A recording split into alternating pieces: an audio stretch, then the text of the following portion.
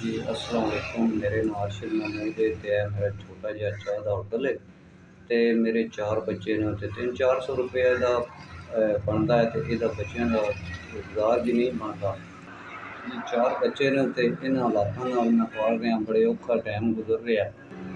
जी चीनी पत्ती भी लैनी औखी है, ऐसे होटल ते मेरा बच्चेआं जोगा गुजारा हो रहा है, बड़ा औखा हो गया। अल्लाह करे जे मेरे कोल कुछ हो जाए चीनी पत्ती खंड बिस्कुट ते लिहाजा मेरा भी बच्चेआं जोगा रोज़ी दा ठिया कतरा बच जाएगा। मेरी भी अल्लाह अगे अर्ज़ है कि कोई चीनी पत्ती कोई खंड कोई बिस्कुट लभ जान ते मेरे बच्चेआं दा गुजारा हो जाए।